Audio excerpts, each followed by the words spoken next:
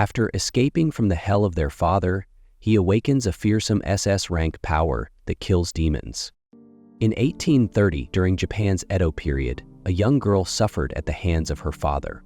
Her older brother, just a child himself, could only watch, helpless. The man dragged his daughter by the hair while she called out for Genta, but all he could do was stand there, frozen in fear. She was locked away in a dark, lonely storage room. A single flower inside caught the dim light from a crack in the roof, a small sign of hope in her isolation. When she was finally let out, Genta ran to the storage room during heavy rain, only to find that she had vanished. Panicked, he chased after her and found her standing on a bridge. Her bandage had slipped, revealing a red eye that looked almost unnatural. He felt guilty for not helping her, but she told him to stay quiet so he wouldn't get hurt too. But Genta had enough. He was done living in fear. That night, with nothing but the clothes on their backs, the siblings ran away together. They wandered for days, finding shelter in an old broken-down building to escape the cold rain. Genta did his best to look after his sister, showing kindness at every turn, while she stayed strong despite everything they had been through. One night, just as he was about to drift off to sleep, a man appeared and offered them a place to stay. When Genta woke up, he found himself being carried by the man. His sister, now rested and smiling, seemed at ease with him. The man helped Genta stand, and together they walked toward a small village. He explained that this place was home to blacksmiths who forged katanas. Soon, they arrived at his house, where his daughter ran up to greet him excitedly. Genta clutched his sister's hand tightly as the girl curiously asked who they were. Her father simply said they were children in need of a home and that they would be part of their family now. Overjoyed, the girl introduced herself as Shirayuki. Genta quickly gave his name, while his sister hesitated shyly before speaking. Shirayuki was eager to befriend them, her warmth almost overwhelming to the siblings, who weren't used to such kindness. That night, as the man cleaned his katana, Genta couldn't sleep. Watching him, he finally asked if he was a samurai. The man shook his head and explained that he was a sentinel, someone who protects what's important. Genta listened closely, the glint of the blade catching his eye as the first light of dawn appeared. Meanwhile, Shirayuki had woken up early, carrying a bucket outside while Genta stayed inside, practicing with a wooden stick. Later, Shirayuki took them to the river for a bath, where Suzanne met a girl her age. They held hands and jumped into the water together, laughing. Despite all they had been through, Genta and Suzanne slowly started enjoying their new life. By the afternoon, they were feeling more at home. During a playful moment, the new girl teased Shirayuki about always eating dango and how she should try some vegetables for a change. But Shirayuki just laughed, saying her mother made the best dango. Right then, the girl's mother called her and she ran off excitedly to tell her about her fun day. Watching this, Genta asked about Shirayuki's mother, Yokazi. He learned that it was Yokazi who had given permission for him and his sister to stay in the village, but he had never met her.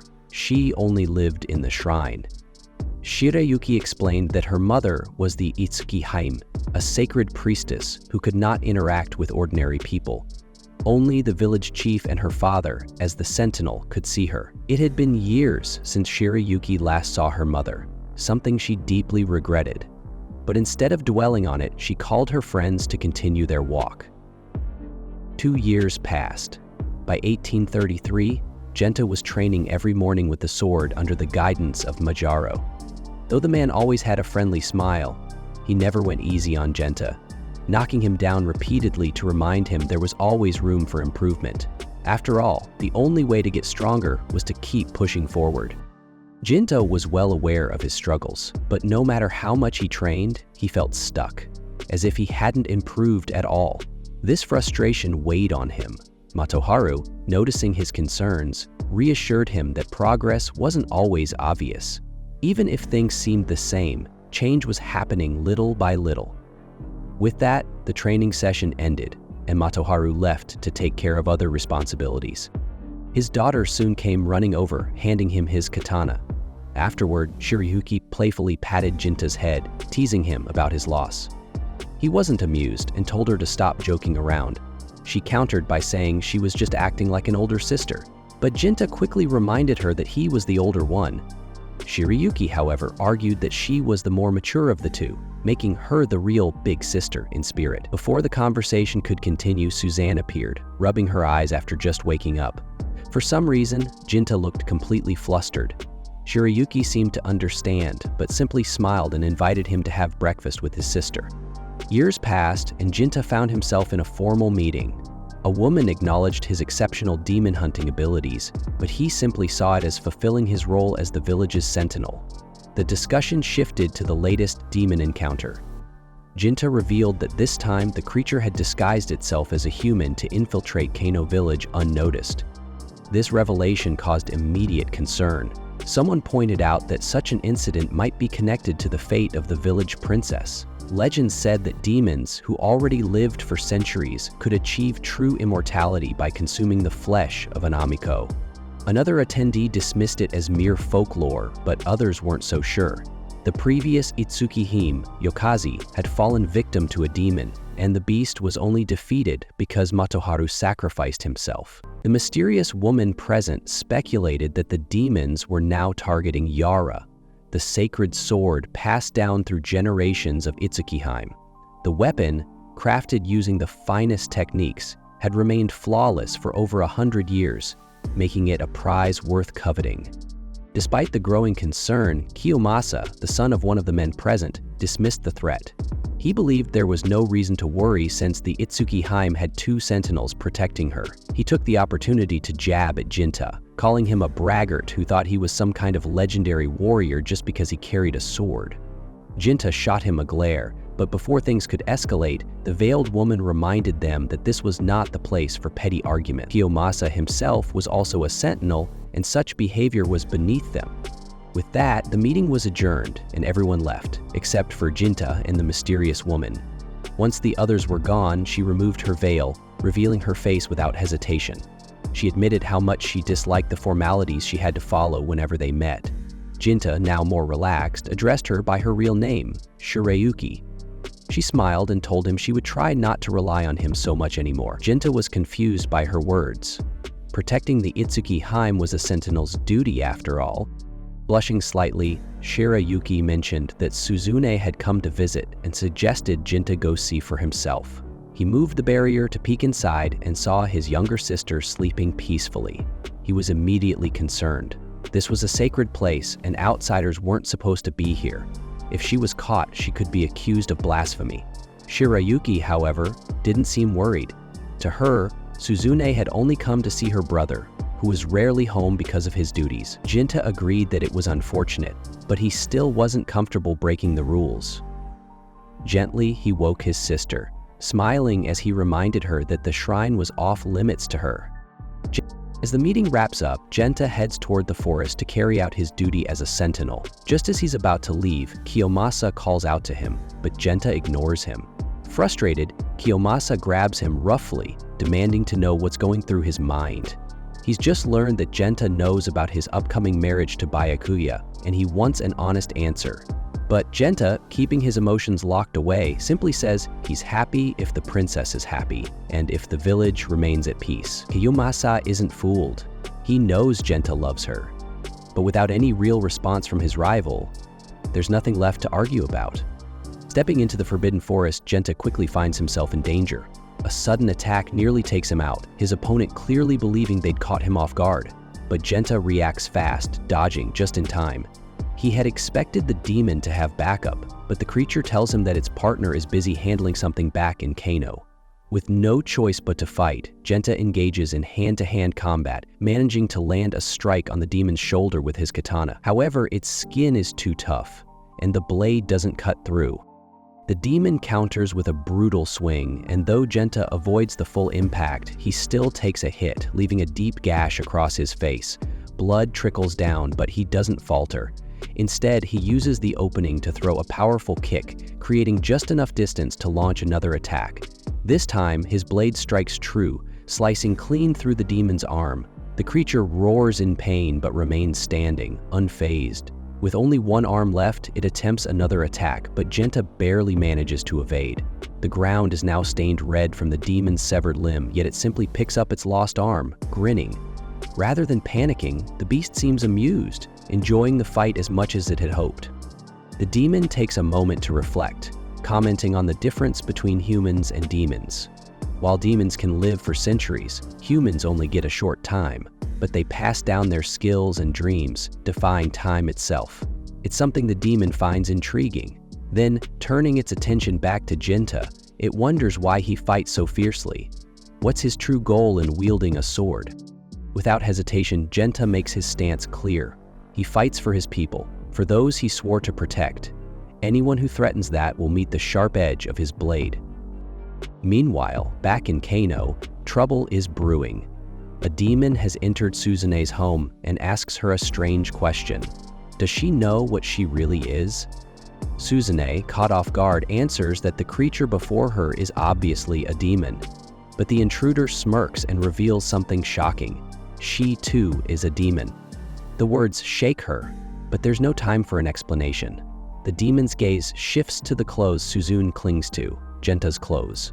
It assumes that her deep love for her brother is what keeps her feeling human, and it's clear that Genta must be a strong protector to inspire such devotion. Suzune, despite her confusion, feels warmth at the mention of her brother.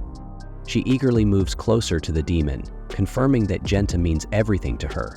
But then, the creature kneels, speaking in a softer tone. There's someone out there who wants to hurt Genta, it says. If Suzune truly cares for her brother, she should use her hidden power to help him. Suzune asks about the powers the demon mentioned, but instead of explaining, the creature simply tells her to follow along, assuring her that demons never lie. It promises that no harm will come to her, but Suzune isn't convinced. Even if the demon won't hurt her, it could still hurt her brother, and she refuses to take that risk. Seeing her hesitation, the demon touches her forehead, triggering a vision in her mind. Suddenly, Suzune sees something shocking: Shirayuki and Kiyomasa together in an intimate moment. Disgusted and overwhelmed by the strange magic, she recoils. The demon tells her that she has the ability to share visions of the future, though Suzune refuses to believe what she just saw. The creature urges her to come and see for herself, and this time, Suzune hesitantly reaches out to the demon. Meanwhile, Genta is locked in a fierce battle. Though he managed to land a solid hit earlier, the fight has shifted in the demon's favor. After a brief pause, Genta demands to know why the demon is attacking humans. The creature responds that demons exist for a purpose, and its purpose lies in this place. No matter how much it may want to change its fate, fighting against its nature is impossible. Hearing this, Genta makes it clear that he will show no mercy. The demon acknowledges that this is the smartest decision. After all, allowing a monster capable of consuming other demons and growing stronger to roam free would be foolish.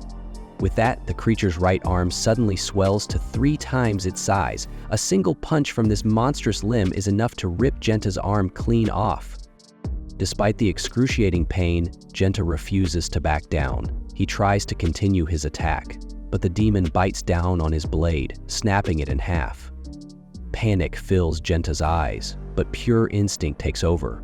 He snatches the broken blade mid-air and drives it deep into the demon's chest, bringing the beast crashing to the ground. Weakened and unable to rise, the demon admits that its mission is complete. It reveals that its companion has the power to see the future and has witnessed something terrifying. 170 years from now, a powerful deity ruling over demons will arrive in Kano. That vision led them to this village, where they discovered the most promising being of their kind. That is why the demon came here in the first place. Genta's heart sinks as he realizes the demon is talking about his sister. Before he can react, the creature pulls a final trick. It uses its severed arm to grab him, catching him off guard. Recalling Genta's earlier words about protecting his loved ones, the demon asks what he would do if one of those people no longer deserved his protection. If that day ever comes, who will he strike down? Back in the village, Kiyomasa takes advantage of the peaceful moment to spend time with his soon-to-be wife. But Shirayuki can't shake her worry about Genta, who is still in the taboo forest. Annoyed, Kiyomasa remarks that she must be wondering if Genta can hear what they're doing. The comment stings, and Shirayuki remembers a time when Genta stood by her side, hand in hand, promising to follow the path of Madaharu. With that memory fresh in her mind, she sheds a tear, but reminds herself that she made this choice for Kano's safety. Determined to follow through with her decision, she slowly removes her ceremonial attire and moves closer to Kiyomasa, who steps back, startled by her sudden change in behavior. Yet, Shirayuki gently holds his face and kisses him. At that moment, the demon proves to Suzune that the vision was real, because now, Suzune is watching it unfold right before her eyes. Meanwhile, Genta forces himself to stand, muttering that he isn't dead yet. Looking around, he realizes the demon has vanished. Without wasting another second, he sprints toward the village, desperate to protect his sister. But as he reaches the outskirts, he sees flames rising in the distance. Kano is burning.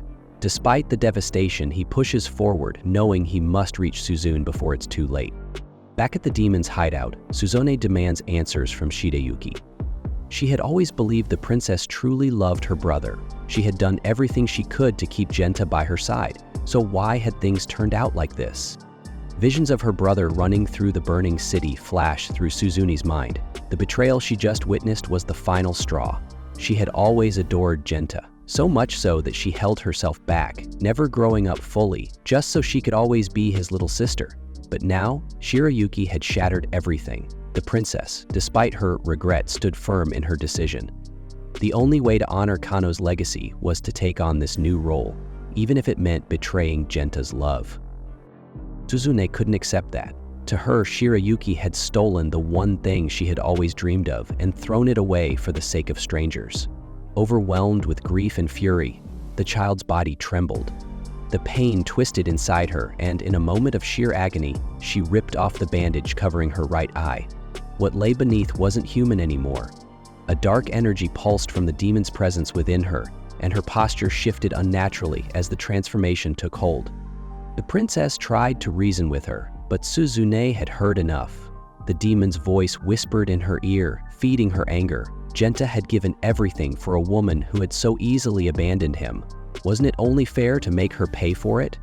The thought took hold, and before she even realized it, darkness filled the room. The power within her lashed out, knocking the human couple to the ground. Kiyomasa moved first, scrambling to grab the sacred sword Yurai, but the more experienced demon intervened, sending him flying across the room. The blade tumbled from his grasp, landing right at Suzune's feet.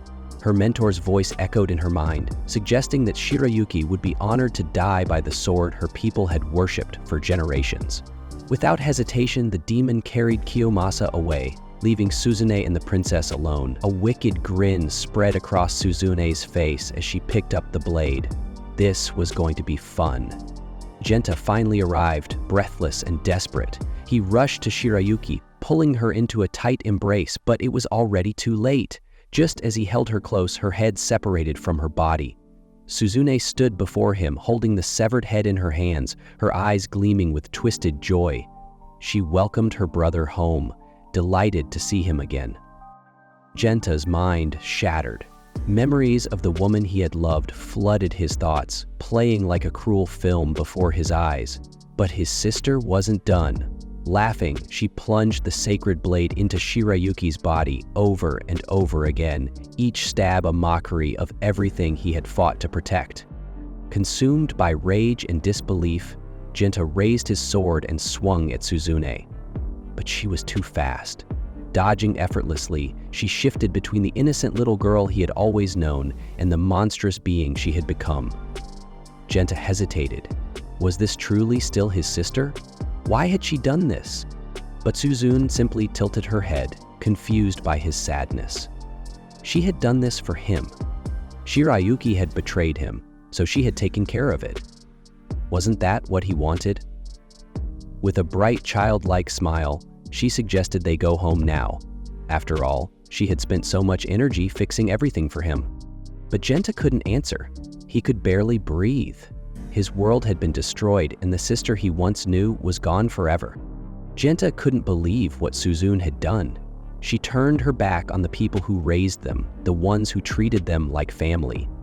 And now, after killing Shirayuki, all she could think about was how tired she was, wanting to go home like nothing had happened. That's when it hit him. His little sister wasn't there anymore. The Suzune he once knew was gone. The weight of that truth crushed him, and for a moment madness took over. He swung his blade at her, but even as he did, there was no real conviction behind it. His hands trembled, his mind spiraled. What was he even fighting for anymore? His laugh came out bitter and broken, full of despair. Everything he ever cared about had slipped away. But then, as his arm throbbed with an unnatural energy, a new thought took root. Hatred. If nothing else, he still had that. Hatred for everything and everyone. Suzune panicked, scrambling to explain. She didn't mean to do anything wrong. She only killed Shirayuki because she thought it was what Genta wanted. He cut her off coldly. She finally understood. Her brother was leaving her too, just like everyone else. He was supposed to be different. He was supposed to stay. If he was really going to abandon her, then what was the point of anything? She snapped. Power surged through her, wild and uncontrollable. The shrine trembled under the force of her rage as she fired blasts of dark energy in every direction. Then, in a final act of madness, she lunged at Genta, her hand stabbing deep into his stomach. But when she tried to pull away, she couldn't. Genta had done it on purpose, locking his muscles to trap her in place. His grip tightened, and he raised his arm. A memory flickered Suzune back when she was just a little girl, pressing her forehead against his, trusting him completely. But this time, there was no kindness. His fist came down with all the strength he had, smashing into her without mercy. Then another blow, even stronger than the first. But before he could finish it, the demon that had corrupted Suzune stepped in, taking the full impact to protect her. Blood dripped from the creature's lips, yet it still managed to smile. Suzune staggered to her feet, heading toward the exit of the shrine. She turned back one last time. She didn't care about anything anymore. If the world had taken everything from her, then she'd return the favor. She would tear everything down. People, kingdoms, the entire world. And one day she would come back. That she promised. Then she was gone. The demon, even in its dying moments, laughed.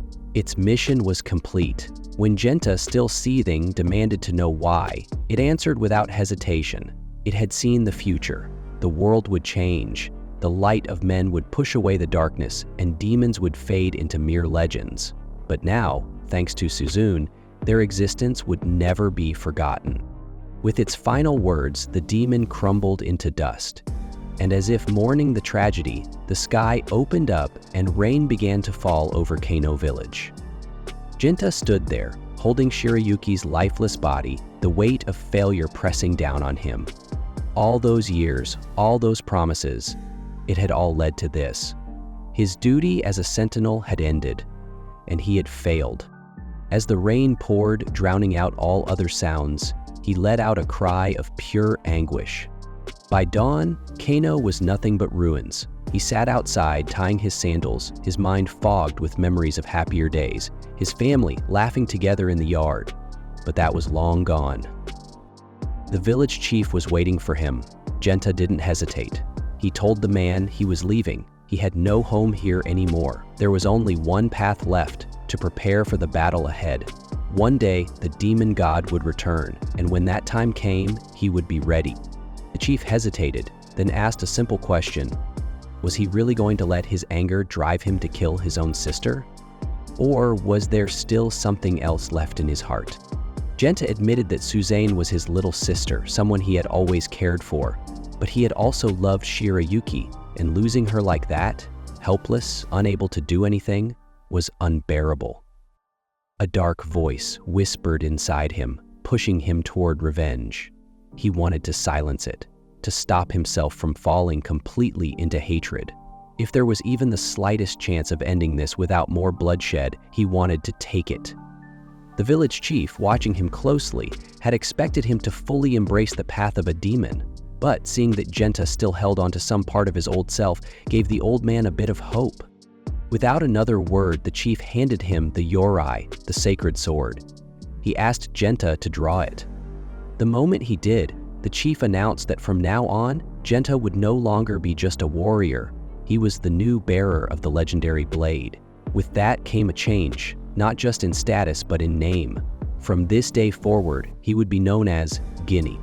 Guinea didn't feel like he deserved such an honor, but the village leader reminded him that the noble line of Itsuzi Harem was gone. If the sword remained untouched, it would just gather dust in the shrine, forgotten. At least now, in the hands of a sentinel, it would serve a purpose. And maybe, just maybe, Shiryuki's soul could finally rest in peace. The old chief then knelt before him, his voice filled with regret. He had known all along how deeply Gini loved Shiryuki, but he had also known Kiyomasa's feelings for her. Though their marriage was meant to strengthen Kano, the truth was, it had been arranged for the happiness of the chief's son. Gini, despite everything, didn't hold a grudge. Instead, he reassured the chief, easing the weight of guilt the man had carried for so long. Before parting ways, the chief made one final request. If Gini ever returned to Kano, he should build a shrine in his honor, a place to remember the warrior he had become, a reminder that even though people and villages may not last as long as demons, their actions could outlive them. This shrine would be called the Genta Shrine. Just as he was preparing to leave, Chitose appeared. To her, Genta hadn't changed. He was still the person she had always known. With a small smile, he promised to come back one day and told her to save some isamoka for him when that time came. As he stepped into the unknown, the sun burned against his skin, forcing him to shield his eyes. For the first time, he understood why demons clung so fiercely to their purpose. But he kept that realization to himself. Time passed, 170 years, an eternity for some, a fleeting moment for others. He finally arrived at another shrine where Amiko stood deep in thought. To her, the past had always felt distant, something that had no real connection to her life. But the sorrow in this man's eyes told a different story, and soon she would come to understand the long and painful journey he had endured for all those years. Time passes, and we find ourselves in the third year of the Kai era. In a peaceful village far from the chaos of the world, Genta walks into a small local shop. Inside, he meets the store owner, a calm and composed man named Yuso, along with his friendly assistant Senji. After exchanging greetings, Genta sits down with Yuso to discuss the details of a new job he's offering. Once their conversation ends, he asks Genta to talk with Senji for a more private discussion. Senji, ever cautious, asks Genta how much he actually knows about Yuso. Genta replies that he's aware Yuso has a daughter, not related to him by blood, but someone he cherishes deeply. Apparently, a demon has been targeting the girl, and Yuso wants Genta to eliminate the threat. Hearing this, Senji realizes Genta hasn't been told everything. He fills in the missing pieces, explaining that the girl's name is Natsu, and she's about to turn 13. For 3 nights in a row, a demon has appeared outside her room, screaming the same terrifying words over and over. "Give me back my daughter." It's as if the demon truly believes that Natsu is his child, and he's come to claim her. Suddenly, the door bursts open. Natsu storms in, furious at Senji for slacking off. She spots Genta and immediately assumes he's the new bodyguard her father hired. Without giving Genta a chance to explain, Natsu coldly tells him to leave. To her, Genta is just another money-hungry mercenary drawn in by promises of coin. Senji tries to reason with her, saying that her father personally chose Genta. But Natsu silences him with a glare, declaring she doesn't need some Ronin tagging along and she's certainly not going to pay for one. With no way to change her mind, Senji quietly apologizes to Genta. That night, Senji takes it upon himself to guard Natsu's room. Katana in hand, he sits just outside her door, determined to protect her, even if she doesn't believe in him. He clings to the idea that maybe someone like him can be enough to drive off a demon. Natsu is surprised by his determination, but warns him not to take everything she says seriously. When she notices a trace of fear in his expression, she begins to suspect that he's only here because her father told him to be. Maybe this is Yuso's way of trying to reach her. She then drops a painful truth. She isn't Yuso's real daughter. Before the weight of her words can settle, a bone-chilling voice echoes through the night. The demon is back. Natsu freezes in fear as the monstrous figure rises from the ground, once again screaming for his daughter. She peeks outside and sees the demon for the first time. She's horrified beyond words. Senji tries to stand his ground, but terror locks his limbs. He can't even unsheath his sword. The demon lunges at him, and just as it's about to strike, a flash of silver cuts through the air. Its arm is sliced clean off. Genta has arrived. Calm, sharp-eyed, and deadly, he stands before the demon and demands to know its name. But the creature only repeats the same haunting phrase before charging again. Without hesitation, Genta moves. His blade cuts through the demon, slicing it in two. The creature vanishes into nothingness. For now. He turns to Natsu, asking how much she's willing to pay for protection like that. But Natsu, still trembling, can only ask if the demon is truly gone. Genta calmly replies no. Demons vanish into white vapor when they die. That one didn't. It'll be back. Later that night, Senji quietly thanks Genta for saving them and asks if he'll continue protecting Natsu.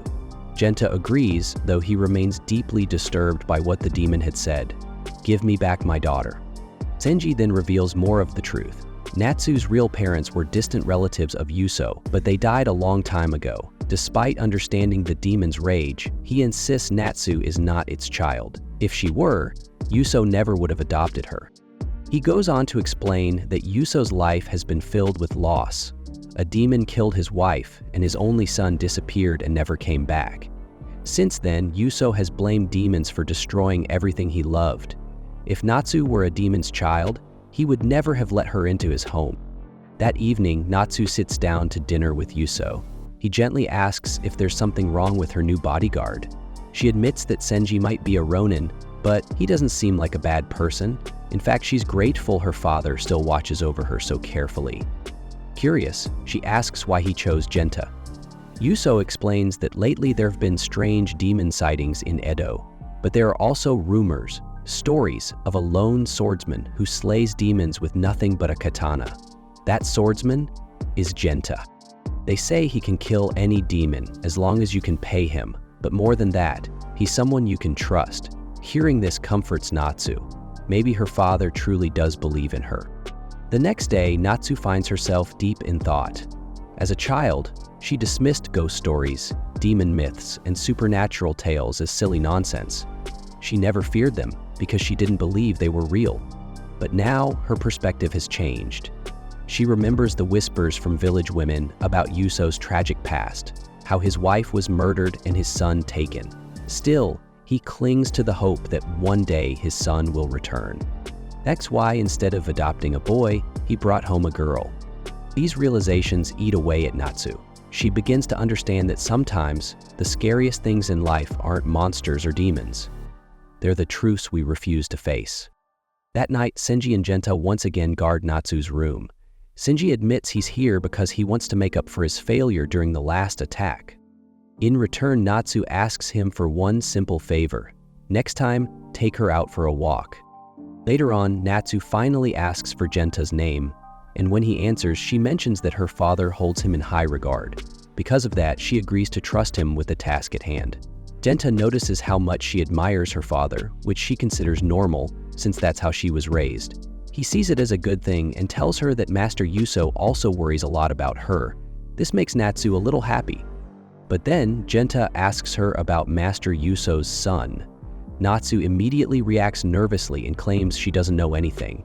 Seeing her get defensive, Genta apologizes, admitting he shouldn't have brought it up so suddenly. Natsu then asks him a strange question, whether a demon and a human can have a child. Genta answers yes, which makes her begin to doubt whether that demon was really what she thought. Understanding her meaning, Genta clarifies that the demon isn't family. He assures her of this because he knows the demon personally and has a connection to him. He then poses a question. How do they think demons are born? Most would assume it's common sense that they come from demon parents, but the process isn't always so simple. Genta explains that demons are born in many ways. Some are the children of two demons, others are the result of twisted interactions with humans, and some are born from nothing at all. He reveals that there's power in human thoughts. The darker they are, rage, hatred, jealousy, obsession, sorrow, the stronger they become. These emotions, buried deep over time, build up and condense until they eventually take physical form. Demons born this way are literally ideas made flesh. Right after he finishes speaking, the demon appears in front of them. Genta approaches it again and asks its name. but instead of answering, the demon demands they return his daughter. Genta counters his attacks and effortlessly pins him to the ground. He then turns to Natsu and asks for her permission to kill the demon. Even if he kills it now, it will return. That's because this demon is a physical manifestation of her inner emotions. It was her desire that summoned him, her pain, her longing, her silent plea for her father's attention. Deep down, she just wanted him to care for her like a real family should. And whenever someone says something she doesn't want to hear, the demon attacks. Genta adds that part of her has always wanted this to happen. Natsu, clearly shaken, begs him to stop. While trying to process everything, she wonders why this demon looks so hideous. Without mincing words, Genta tells her that no matter how many times she kills this creature, it will come back, again and again, until she feels truly satisfied. This makes Natsu ask what she should do. Genta simply tells her, just say the word, just ask him to end it. As she finally understands what's happening, Natsu reflects on her life. She always turned a blind eye to things she didn't want to face. She hid her weakness, locked it away. But in truth, she wanted to be loved. She never believed that love could be real. That's why, somewhere in her mind, she had the foolish idea, maybe if she were attacked by a demon, her father would worry about her. Maybe he'd finally treat her like a real daughter. As she thinks deeply about it, she realizes the truth. The demon is her. With that painful revelation, she says the one who deserves to be executed is herself. But Senji immediately stops her and brings her back to reality. He reminds her of how much she means to Master Yuso, that she's the most important person in the family to him. He tells her that it's time for them to finally have an honest conversation, like a real family should. Thanks to Senji's words, Natsu finally calms down.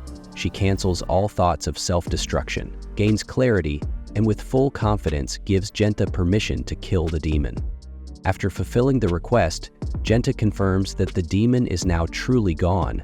He stays in the same place where he struck the final blow and looks at something lying on the ground, something he expected.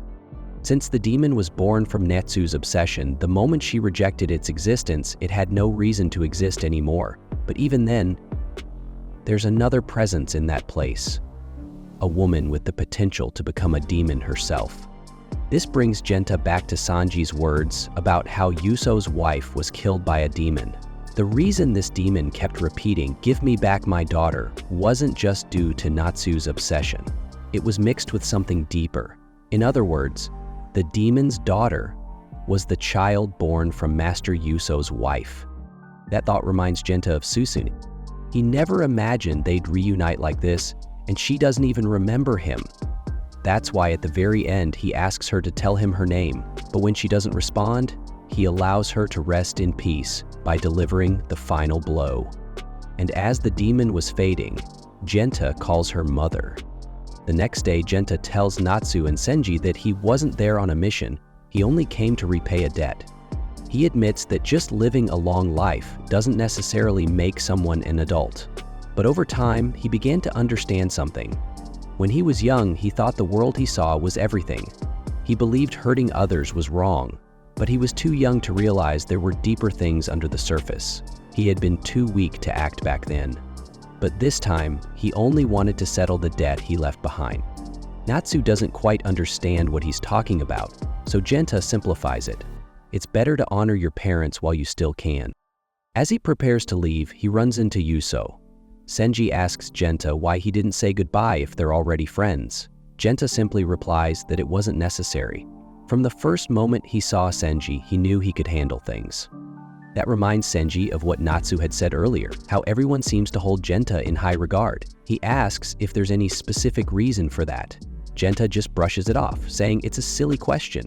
After all, how could a father ever be wrong about his own child? Before Senji can even process that thought, he's sent straight to work again. Natsu, choosing not to bring up the subject any further, instead asks Yuso if there's anything she can help with, because someone once told her it's best to honor your parents before it's too late. Yuso immediately understands that it is Genta. He reassures her not to worry about it. As his child, the greatest honor she can give her parents is to simply survive. Finally, we see Genta back on the road, continuing his journey. and as he reflects on everything that just happened, he can't help but let out a small smile. Now we jump to year 6 of the Kijin era. Jinya stops by a small ramen shop. The owner prepares a bowl and asks his daughter Ofu to bring it over. She does a great job as a server and he encourages her, clearly proud of her efforts. The shop owner tells Ginya there have been murders happening right out on the streets. He's scared for his daughter's safety, which is why he wishes the shogunate would tighten things up a bit. Ginya advises him to be careful with what he says and the man agrees. After all, he just wants to keep this restaurant going for more than 10 days. Apparently, he got this place for a bargain, which doesn't surprise Jinya at all considering the location. The owner finds Jinya interesting too, mentioning that he's been showing up every single day for the past 5 days. Ofu, annoyed, scolds her dad for teasing their only regular customer like that. The owner asks how the ramen tastes, and Jinya bluntly says, "It's not bad, just normal."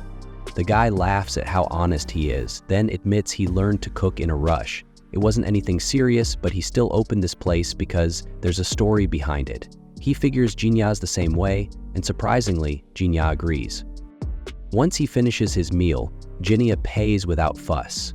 The owner guesses that being a runner must be profitable and asks what he actually does for work. Jinya replies plainly, he's a demon hunter. The man bursts out laughing, even joking that maybe next he'll be hunting dragons. As Jinya gets up to leave, the shopkeeper brings up those murders again, saying it reminded him of something. Apparently, the victims don't have any sword wounds. It's like they were torn apart by a beast. Even the body count doesn't match the number of people reported missing. It's suspicious, maybe even supernatural. Sounds like the work of a demon. That gets Ginya's attention. He asks where the attacks happened, and the old man tells him, around the Dobashi Bridge and nearby areas. Before he leaves, Ofu walks up to Jinya and tells him to be careful. It's been really dangerous at night. Jinya reminds her he's not a kid anymore, but she shoots back that he's still just a little too confident for someone his age. That night, Jinya patrols the area but doesn't find anything right away. Then he hears a woman scream and rushes toward the sound. When he reaches a bridge, he finds several bodies, all men. The woman he heard must be somewhere else. Just as he's thinking that, something slashes at him out of nowhere. He immediately goes on alert. He manages to block the next attack, but then another strike lands. He's wounded. That confirms it. This isn't just any attacker. This is a demon that can turn invisible. Jinya gets serious. He summons his demon arm and prepares to fight back against this sneaky opponent. His counterattack forces the demon to reveal itself.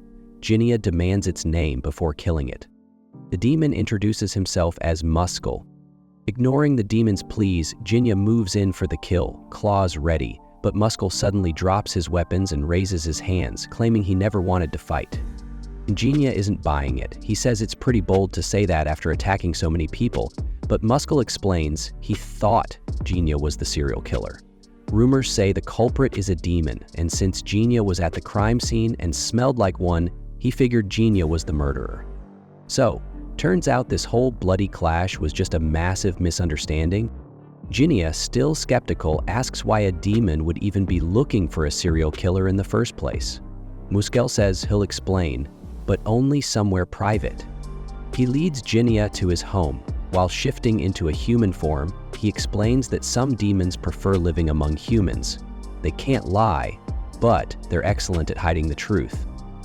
He pours Jinya a drink, admitting it's cheap sake, but at least it's not poisoned. Jinya casually replies that poison wouldn't kill him anyway, and then takes a sip. My uncle could probably say the same, not because he's immortal, but because he's had so much alcohol in his life that nothing phases him anymore. Muskie reintroduces himself as nothing more than a simple man living in a humble home. However, Jinya immediately recognizes that he's not just anyone. He's clearly a demon, one capable of disappearing entirely without even trying to hide it. Muskie goes on to explain that his power is invisibility, and because he's lived for over a century, that technically makes him a high-ranking demon.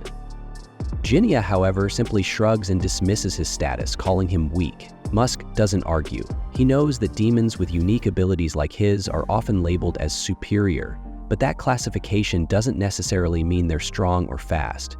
In fact, some so-called upper-class demons are actually weaker than those considered lower class. After a tense moment, the two of them confirm that neither is the serial killer. Jinya, though cautious, decides to believe Musk. Still, he questions why Muskie attacked him earlier, assuming he was the culprit. Muskie responds without hesitation, admitting it was out of revenge. He then shifts the conversation to the ongoing disappearances, asking if Ginya knows anything. Ginya explains that based on what he's heard, the number of missing persons and the number of discovered bodies don't add up. Earlier, he'd even heard a woman scream, but when he investigated, only male corpses were found. Muske shares his theory that the killer only murders men and kidnaps women. He knows this because his own wife, Hatsu, a kind-hearted human who accepted him despite being a demon, had also been taken. She vanished a month ago, and 10 days later her body was found in the river. The police reported signs of abuse on her corpse. Devastated, Muskie admits that Hatsu never deserved such a cruel fate. She truly loved him, something he rarely felt from humanity. While he doesn't live among humans out of love for them, Hatsu genuinely cared for him. Her loss left him with nothing but a deep hatred for the killer who violated her and stole her away. Musk makes it clear that he wants revenge, and he wants to handle it himself. He asks Jinya to stay out of it, but Jinya refuses, stating firmly that demon hunting is his only purpose. It's all he knows. Realizing Jinya won't back down, Muskie proposes they work together.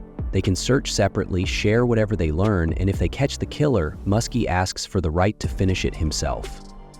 Ginya questions whether Muskie is truly ready for that. Killing someone, whether human or demon, isn't easy, and Ginya wants to know if Muskie can live with the consequences. Muskie, serious and composed, insists that demons don't lie, not to others and not to themselves. That response convinces Jinya. He agrees to team up, and Musk finally relaxes, knowing there was no way to push Jinya out of the case anyway. Days and nights go by, but neither of them uncovers anything useful about the case. One evening, frustrated by the lack of progress, Muskie suggests they take a more active approach and start hunting the killer themselves. Jinya agrees. Later that night, as they return home, Muske asks Ginya why he hunts his own kind. Ginya replies bluntly that first and foremost, it's for the money. Jinya doesn't even bother lying. He admits it's because humans hate demons and want to get rid of them, so they pay really well for someone to do the dirty work. Still, Muskie doesn't think that makes Jinya a bad person. He doesn't see him as the type who kills without a reason. Plus, Jinya enjoys the sake he buys with that money, so he can't really complain. That comment makes Jinya chuckle a bit, and Muskie laughs along. It is kind of funny. Then Muskie asks if there's another reason why Jinya does it. Jinya explains that, yeah, there is. He wants to get stronger. He's living for one goal, to stop a certain demon. That's when he opens up a bit. He says he used to be human, but demons killed someone he loved and turned him into what he is now, so it makes sense that he hunts the most dangerous ones. After hearing that, Muskie asks if he's planning to stop this demon or kill them. Jinya thinks back to that day, the one that changed everything. He takes a moment to answer, then simply says he'll decide when they finally face each other. Either way, he knows he has to get stronger. Right now, he's still way too weak. Changing the topic, Jinya then asks Muskie what he plans to do once he gets revenge for his wife. Muskie says honestly, nothing in particular. He hates conflict. That's actually why he takes on the form he does. He didn't want to be hunted by humans or targeted by other demons. All he ever wanted was a quiet life, ideally with his wife by his side. So once he avenges her, he just wants to live in peace and spend the rest of his life taking care of her grave. Jinya brings up something Muskie said earlier, that he doesn't act without a reason. But now he admits he might have given Muskie too much credit. He says that because, truthfully, he hates his younger sister, and he doesn't even know why. The next day, Jinya visits the same ramen shop again. While they're preparing his meal, the waitress, Ofu, asks if he's made any progress finding the serial killer. That catches Ginya off guard. he never mentioned anything about that. She quickly clarifies that he once told her he hunts demons for a living, so she figured investigating that rumor might be part of his job. Understanding her reasoning, he tells her the investigation isn't going well. The shop owner chimes in, saying times are tough for everyone right now. Jinya agrees and then jokingly points out that no one even notices how cute the waitress is, criticizing how rushed the people in Edo are these days. That makes Ofu blush, and her dad walks over asking if Jinya really thinks his daughter is cute. Jinya answers honestly, 8 out of 10 people would find her beautiful. The old man praises Jinya for having such good taste. Ofu scolds her dad, clearly embarrassed, and tells him to stop. It's just making Jinya uncomfortable. She adds that someday she's going to move out anyway, so for now she just wants to enjoy being his daughter a little longer. Her dad gets a little emotional and apologizes, then quietly heads back to the kitchen. Once things calm down, Ofu apologizes to Jinya for the awkward moment, but he tells her it's fine. Her dad seems like a good person. Looking at Jinya's expression, Ofu gently asks if his own father wasn't like that with him. When he doesn't respond, she quickly apologizes for prying. Then Jinya opens up. He tells her he has a younger sister named Susune. Their father was abusive toward her. He even told her she wasn't really his daughter, which is why Jinya eventually left home with her. Even so, he doesn't hold any grudge against his father. Honestly, he understands what the old man was feeling. Life's just complicated sometimes.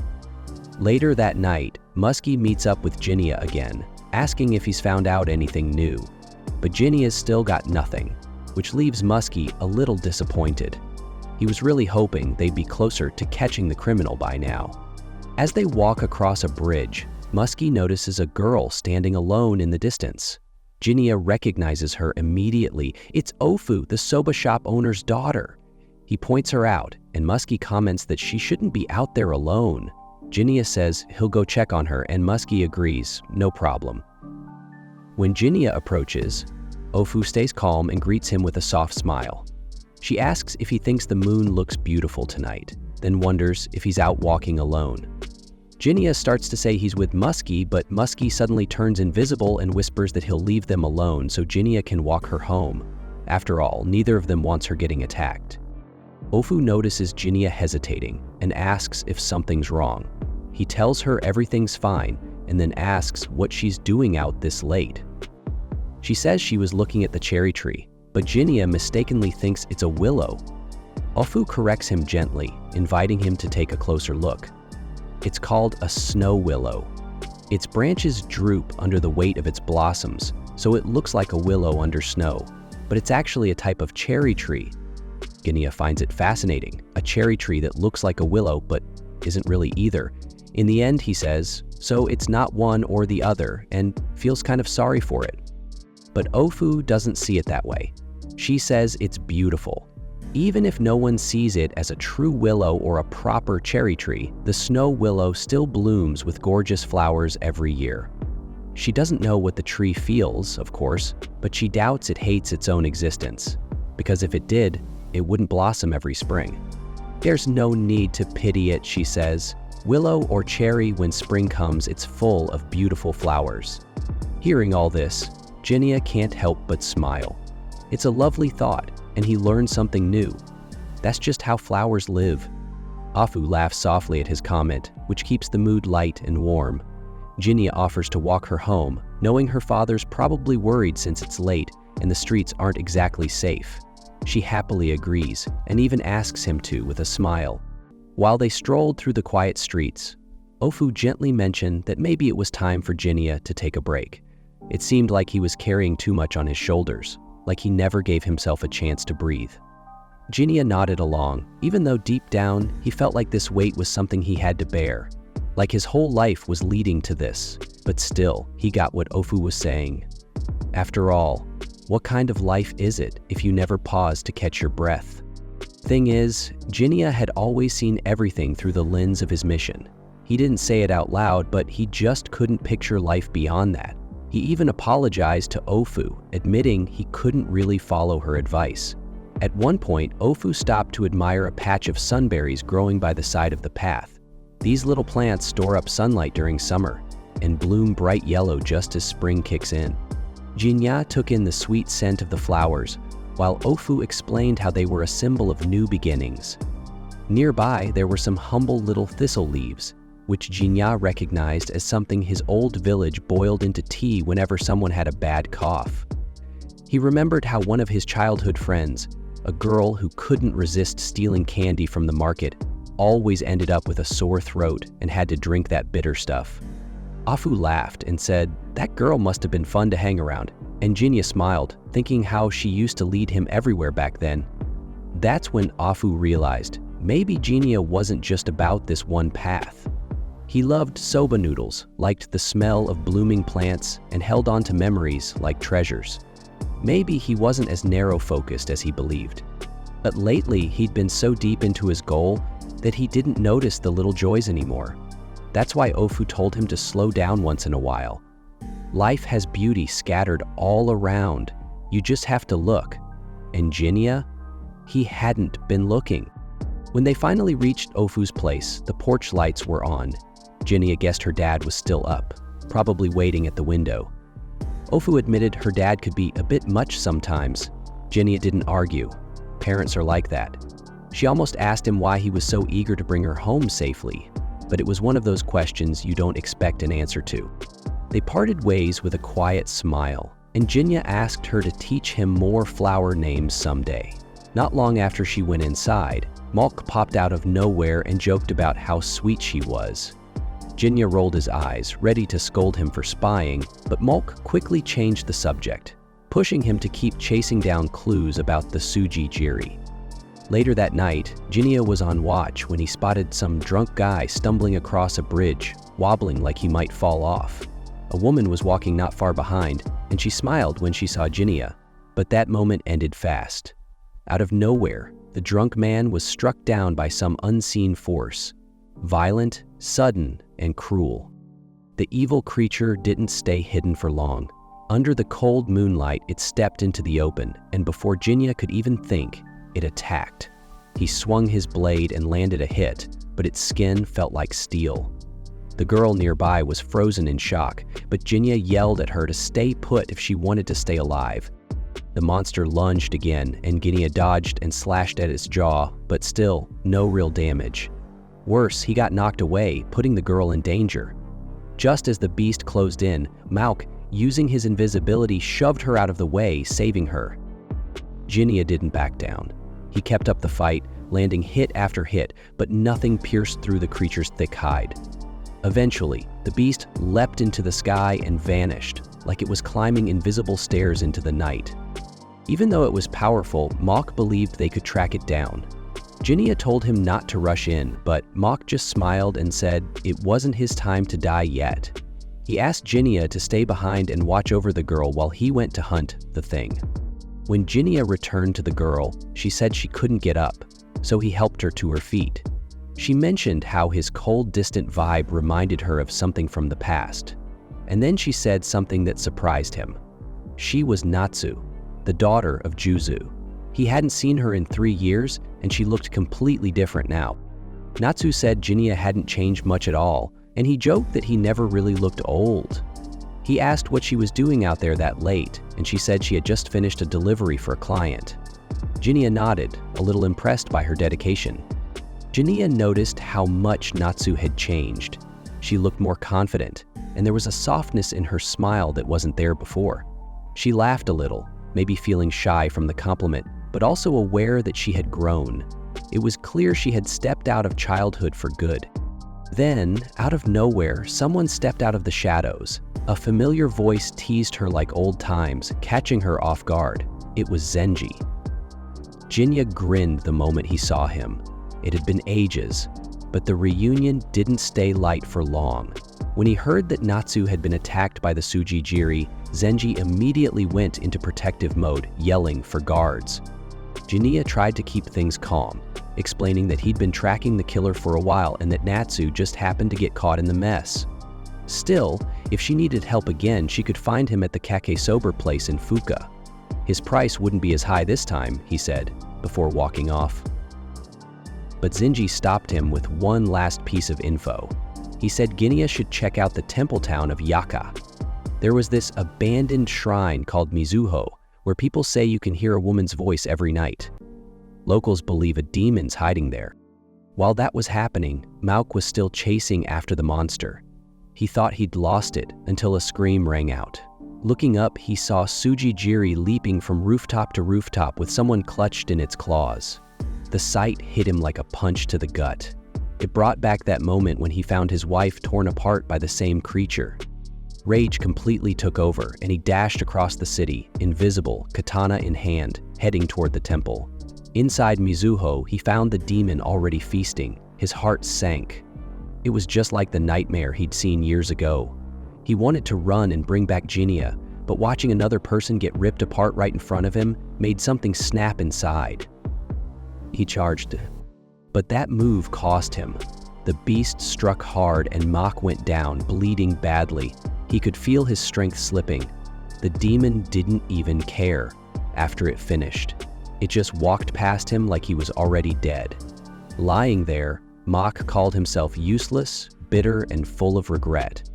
Later, Ginia arrived and found his friend barely hanging on. Mauk had just enough strength left to hand him a dagger. It was made back in Kano, and people said it could kill demons. He begged Ginia to use it and get revenge for his wife. Ginia promised, but he also asked Mauk for something more: his power. Mauk agreed, and Ginia used his demonic arm to absorb what was left of him. The process hurt like hell, but inside Mauk's mind, Ginia saw all the good stuff too. Love, happiness, the weird but beautiful bond between a human and a demon. Mauk's wife, even after discovering who he truly was, never saw him as anything but Masu, the one she loved. When his friend faded away, Ginia promised to carry his wishes forward. The moment stayed with him. Meanwhile, Tsujijiri was dealing with its own strange thoughts. Ever since it became aware of itself, it felt like it was born to destroy people. It didn't know why, it didn't even know who gave it this purpose. All it knew was hunger. The urge to eat never stopped. Earlier, it had snatched a woman in bright clothes from the city. From the look of her, she was likely someone who worked the nightlife. Her name might have been Unagi once, but names didn't matter anymore. The demon had to feed, and fast. It had somewhere to go, though it didn't know why. Just a strong pull telling it to return somewhere. Right when it thought it was alone, a human voice cut through the darkness, calling it out for returning to the same place. A second later, something invisible struck, tearing one of the demon's arms clean off. Ginia was done holding back.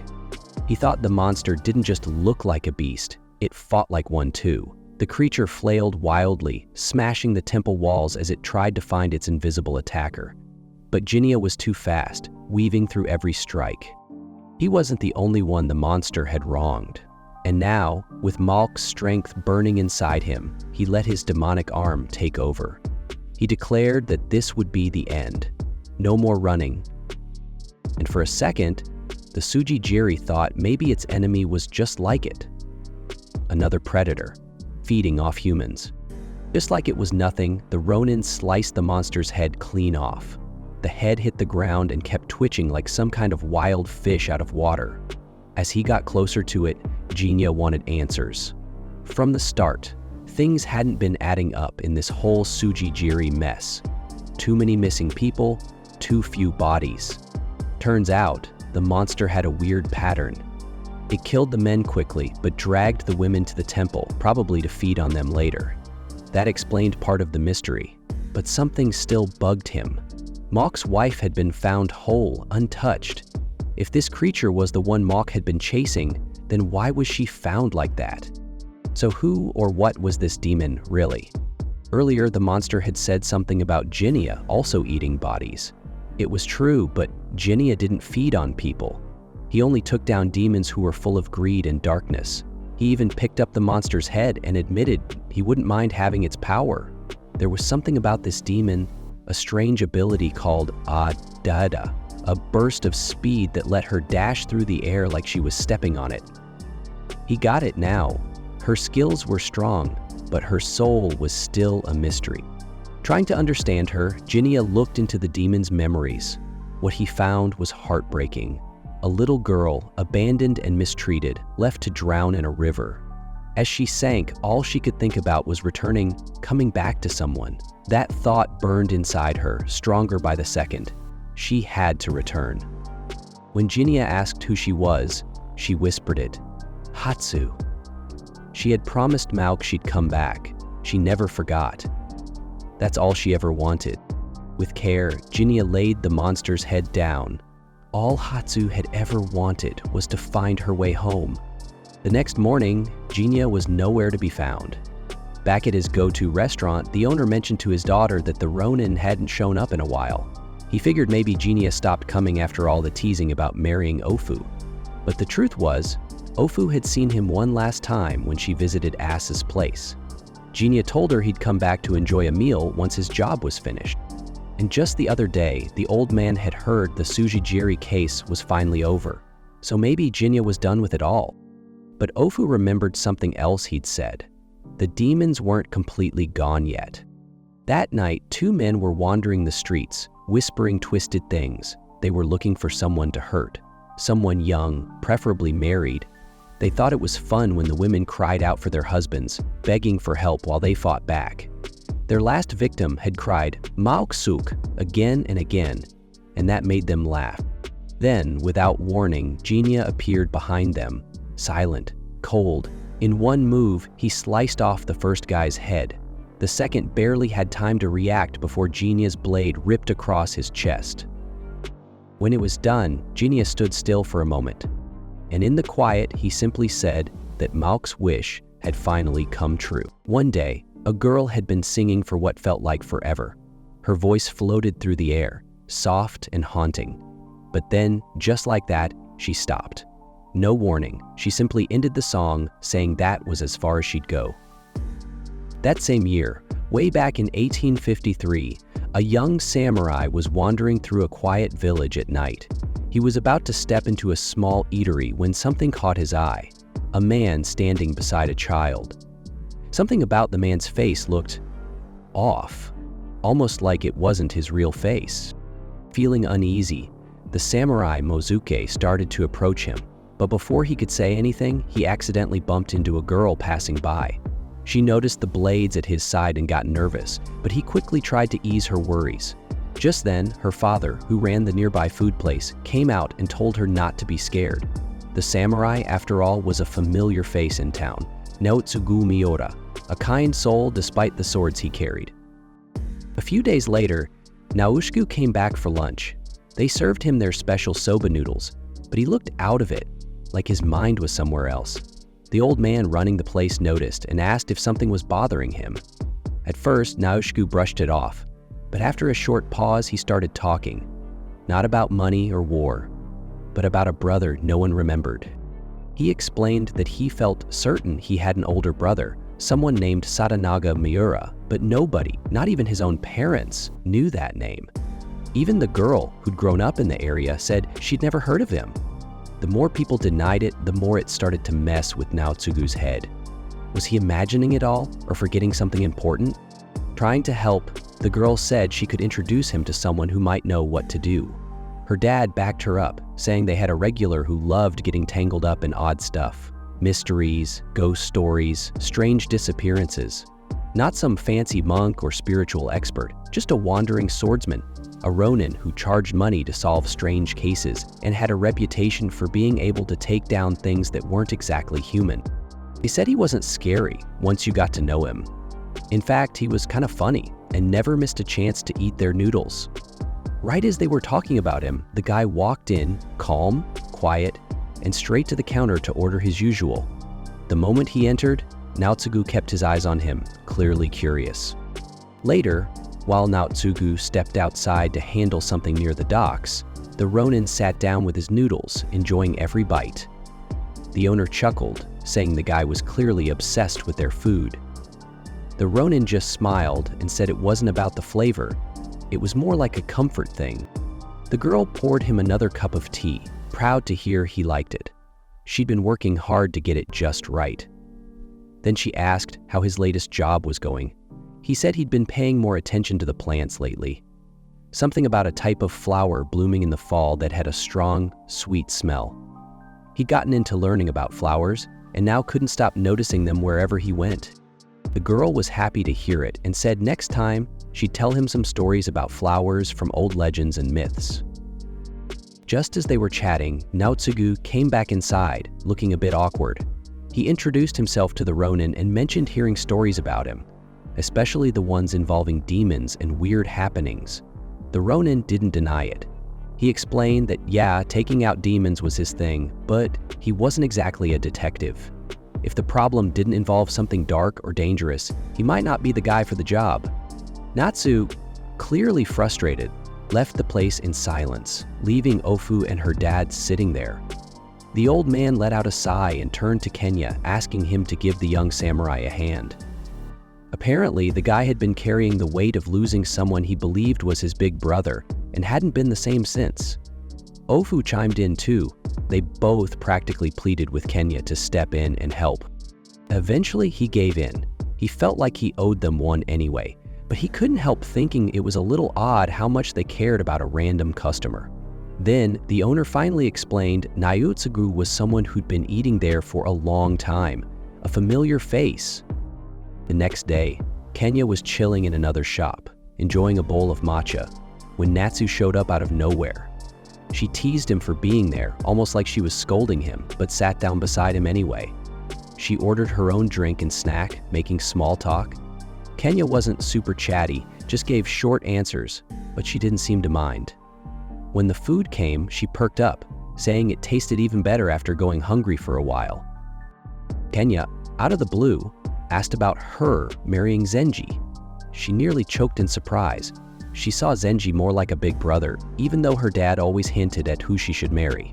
Ideally, someone with a good name or a stable job.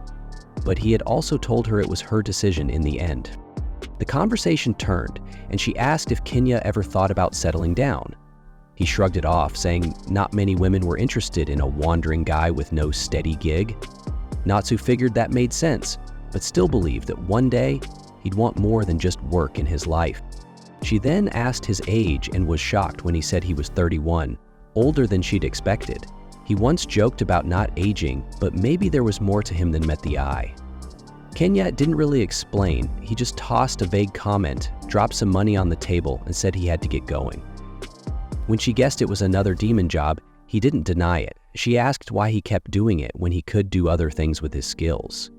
He admitted he didn't really know, just felt like this path was the only one he could walk. Natsu seemed relieved to hear that. She always thought he didn't care about much, but now she saw he did, just in his own way. Before leaving, she told him to stop being so stiff and to call her by her name, not all formal. They'd known each other for a while after all. As she walked away, she warned him not to overthink everything or he'd wrinkle his forehead. Kenya actually cracked a small smile at that. As evening falls, Naotsugu leaves his house again, determined to keep searching for his older brother. But before he gets far, his mother stops him. She calls him and questions why he keeps chasing after someone she believes never existed. To her, it's nonsense, wandering into dangerous neighborhoods and forgotten corners of the city looking for a ghost. She thinks he should focus more on living with honor, following the path of a true samurai, being brave, kind, and respectful. These are the values the Miura family swore to uphold in service of Lord Tokugawa. Naotsugu, however, doesn't explain anything to her. He quietly turns and heads out again, ignoring her concerns. He runs aimlessly through the streets until he's out of breath. While resting, someone calls out his family name, and the voice triggers a memory. His brother, once telling him that homes aren't made by walls and roofs, but by the people in them. He believed in standing for what matters, even if it meant going against what others expect. Thinking about this, Naotsugu looks to the sky and silently wonders where his brother could be. That's when Kenya shows up. He already knows Naotsugu is out looking for his brother again. Kenya doesn't promise results, but he's willing to help and investigate. Naotsugu accepts the offer without hesitation, and Kenya gets right to business. He wants to understand what life was like before the disappearance. Naotsugu takes Kenya to a quiet spot and points out his sword, noting how well made it is. He wonders if Kenya used to be a samurai. Kenya explains that he wasn't one. He once lived in a mountain village where people made swords using special bellows, and he used one as part of his job. Now he needs a sword again, and he's allowed to carry it by permission from the shogunate. Naotsugu guesses that Kenya might be from Kano, known for its swordsmiths. Kenya is impressed by his knowledge. Naotsugu admits he enjoys learning about sword making and mentions that Kano swords are known for their simple but high-quality metal. Kenya adds that his blade, called Yurai, was once blessed in a sacred ceremony. It came from his village under unusual circumstances. Naotsugu gets excited. He knows that swords from Kidono are believed to be powerful against demons. He connects the name Yarai with rituals used to purify evil spirits and wonders if the sword has a legendary past. Kenya doesn't know exactly how the sword got its name, but remembers that the village chief believed it was a sacred weapon that hadn't rusted in over 100 years. Naotsugu asks to see the sword, but Kenya refuses. Naotsugu quickly apologizes, and the two focus back on the real reason for the meeting, Naotsugu's missing brother, Sadanaga Miura. The strange part is that no one else seems to remember Sadanaga, not even their parents. Just then, Ofu and her father arrive at the restaurant. The owner suggests they move the conversation somewhere more private. Kenya explains that he chose the quietest spot he could. The old man jokes about Kenya's sharp tongue, and then says he brought them here because they both seemed genuinely worried about the Miura family. Naotsugu shares more details. His brother disappeared before spring, near the end of January. He mentioned visiting a girl, and later, strange flowers appeared in his room. They were white with yellow centers, had a strong smell, and narrow leaves. Sadanaga never cared for flowers, so this was unusual. Naotsugu thinks his brother left them there and carefully preserved them as a clue. Kenya wants to visit the Miura house to see the flowers himself. The next morning, he returns to the restaurant and finds Naotsugu, along with Ofu and her father. Kenya calls Ofu by her first name, which surprises Naotsugu. Ofu's father tells his daughter to be more open and free. Kenya casually asks how close Ofu is to Naotsugu. She says they only talk when he visits the restaurant. Kenya says he was only asking out of curiosity. Ofu describes Naotsugu as a kind and humble man, and Naotsugu agrees. Then, Ofu's father shows Kenya a kogi, an official ID carried by samurai families. Naotsugu had given it to the restaurant owner, and over time they'd become friends. Naotsugu often ends up talking about swords during his visits, even to the point that his mother told him to stop. Kenya asks about this argument with Naotsugu's mother. The old man says she can be difficult. Still, he gives Kenya the kogi, even though it was a gift, because he believes a simple cook doesn't need such a valuable thing.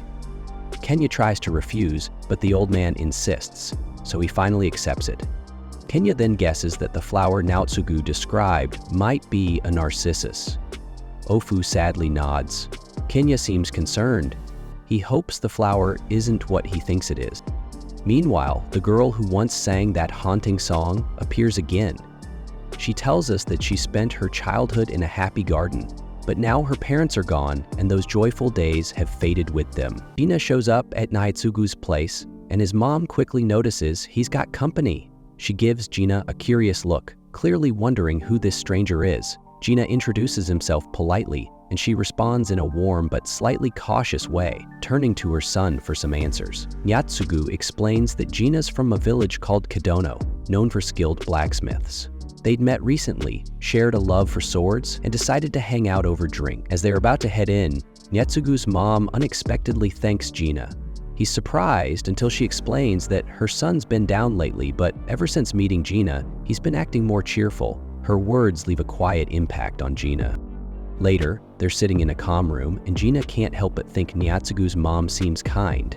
Naotsugu brushes it off, calling her a bit too much, and changes the topic. He pulls out some flowers he found in his brother's old room. Small daffodils. Gina looks closely and confirms what they are. Nothing super rare, just oddly small. He then asks if Naotsugu is sure they were blooming in spring. Naotsugu says yes without hesitation. That makes Gina uneasy. He starts to suspect that the girl Naotsugu's brother met wasn't human. In fact, he might have ended up trapped in another realm. And those flowers? A clue from that other world. Gina asks to see the brother's room. Nyatsugu leads the way while Gina holds back, telling him to go ahead. As Nyatsugu walks off, Gina disappears using a stealth move, thinking if the enemy senses him, they might hide. The moment Nyatsugu opens the door, a faint floral smell fills the air. He suddenly feels lightheaded. That's when the vision hits him. He sees a young girl watching her city burn. She runs to find her parents, but they're already gone, trapped in the fire. She survives, but the place she knew is now nothing but ashes. As she walks through the ruins, the people avoid her like she's cursed. Confused, she catches her reflection and sees something terrifying. Her face has turned monstrous. Her old life is gone, and the pain of losing everything pushes her over the edge. She hides from the world, living in secret.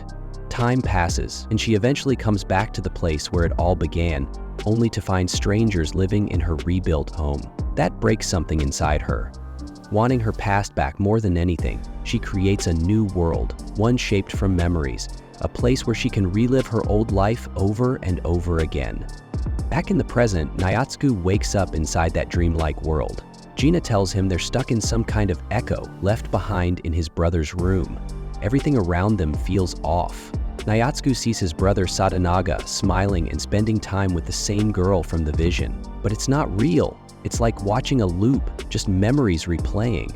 Then the scene shifts. Sadanaga tries to comfort the girl. She wants him to leave. She knows this world isn't real, but it's the only place she still feels close to her parents. Sadanaga tries to tell her that home isn't just a place. It's what people make of it.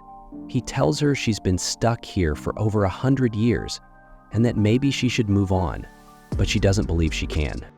He offers to stay by her side, not as a stranger, but like family. If she'll have him, she gently turns him down, saying she could never see him like that. But he smiles and says that's fine. He'll wait until the day she's ready, and if that day ever comes, they'll leave this world together. Moments later, Sadanaga fades away. Nyatsugu is left looking around, panicking. He asks the girl where his brother went. She just looks at him and says, in a quiet voice, that there's no one else here. Natsugu stands there feeling crushed. He still wants his brother back, holding on to hope. But Gina steps in and makes it clear that kind of miracle isn't happening. Natsugu's confused since he just saw his brother moments ago. Gina, calm as ever, brings up something odd. He's actually been to this place before. That catches Natsugu off guard. Gina starts talking about flowers again. The small ones they saw earlier, the daffodils. They're supposed to bloom in winter, but the day Sadanaga disappeared, they were blooming during spring. It didn't make sense back then, but now Gina understands why. This place isn't normal. Time works differently here. He mentions that what feels like a few hours here might be weeks, even months back home. The girl they saw has been living inside this strange world, using her memories to keep it alive. She has this rare power, a way to build a place filled with moments from her past. Nothing changes. It's like a looping dream she can't wake up from. And right now, she's the only one left inside it. Natsugu doesn't want to believe it. He holds on to the hope that Sadanaga can still be saved. But the girl steps away, telling them it's time for her to leave too. She once owed someone for saving her life, her own brother, and now she's trying to return that favor by letting go. She says goodbye and walks off, ready to find something real beyond the memories she's clung to for so long. Gina watches her go and realizes she's honoring some kind of promise she made to Sadanaga. Moments later, both Gina and Natsugu wake up. They're back in the real world, but Natsugu still doesn't understand why his brother didn't come with them. Gina stays quiet, just staring out into the distance. Time skips forward. Natsugu and Gina are sitting in a quiet soba shop. Natsugu talks about the research he did. Turns out, a massive fire happened in the area over 200 years ago. The same fire likely destroyed the girl's home. And the house where Natsugu lives now, it's built on that same land. That's why her dream world was connected to his place. Gina feels a bit guilty, thinking he didn't do much. But Natsugu isn't angry. He's just relieved. Now he knows the truth about his brother. Sadanaga stayed true to who he was, even if it meant walking away from everything else. Natsugu might not fully get why, but he respects it. He stands up, saying he's got to head out. Before he leaves, the shop owner, Afu, tells him that his brother was a good man. Even if no one remembers him in history books, he still gave everything for someone who had nothing. Those words hit Natsugu hard. He nods quietly and leaves. Once he's gone, Afu turns to Gina and thanks him for helping bring some peace to Natsugu. But Gina doesn't feel settled. Something's still nagging at him. He remembers something strange. That girl never actually said Sadanaga died, just that he wasn't here anymore. And another odd thing, she called him by a different name, Hyoma. That's not a name Gina ever heard used before. He brings it up to Afu, who casually suggests that maybe it was Sadanaga's real name. Gina isn't so sure. Usually only a samurai's lord or close family would know that name. If the girl knew it, then maybe she wasn't just some stranger. Maybe Sadanaga saw her as family. That gets Gina thinking about something else. Once, he'd slipped up and called Natsugu by a different name, Aramore. He always thought he heard it from Natsugu's mother, but looking back, that woman was way too formal and polite to ever speak so casually around him. She never once said her son's real name in public. So then, where did Gina really hear that name? It doesn't add up. And finally, he considers something big. What if Sadanaga never actually died? What if he spent years with that girl, growing older, and when it was time to move on, he didn't go back to his old life? Maybe he just found a quiet place in the city, opened a little soba shop, and started over. Just a peaceful, unnoticed life. Gina wonders if he's wrong, but something deep down tells him maybe he's not. The man behind the soba counter still wouldn't change his story. He kept saying maybe Sadanaga just got old and passed away while stuck in that strange place. But Gina wasn't buying it. He remembered the look on that girl's face. She wasn't mourning. She looked at peace, like someone who had finally found a family, not someone who had lost one. That's when Gina said it straight out. The man running the shop was Sadanaga. For a second, everything went quiet. Then the shop owner gave in with a soft sigh. He asked how long Gina had known. Gina said it all added up once the puzzle pieces clicked. There were signs, little ones, and one of the biggest was the cloth head wrap he wore. Gina had always thought it was weird for someone in a small noodle shop to have something like that. The owner grinned and said it was a gift from Natsugu. He got tired of seeing the man scratching his head in front of customers and figured he should look more respectable. Gina asked why he didn't just tell Natsugu the truth. Why let him think his brother was gone? But the man shook his head. He said he'd made a choice a long time ago. He stayed with the girl, and after that, he didn't feel like he had the right to be called part of the family anymore. He left that name behind. Natsugu had grown up anyway. He could stand on his own. Then the man handed Gina the head wrap, offering it as a gift. He asked if Gina understood why he chose to become the girl's father. Gina just said, there didn't need to be a big reason. The man agreed. It was simple. He saw someone who was hurting and didn't want her to be alone. So he stayed. That was it. People make their choices, and sometimes they stick with them, even if others don't understand. Gina nodded. He got it. He'd seen enough in life to know how people carry the weight of their choices. But then the shop owner dropped something unexpected. He knew Gina was a demon. Gina blinked, surprised. The owner just said that when you live beside a demon for over 20 years, you start to notice things. Gina asked how the girl was now. The shop owner glanced to the side and said she was right there. That's when Afu's eyes changed. For a second, they shimmered in a way that wasn't human. That's when it all made sense. She was the girl from that hidden world. That's why Gina had been able to step into that dreamlike space. It belonged to her. She looked straight at him and asked if he'd end her now that he knew. But Gina just let out a breath, sat down, and asked for some soba. Afu smiled, just a little. It wasn't loud or dramatic, but it said enough. She turned and quietly brought him his food, maybe a bit relieved knowing the world still had room for kindness.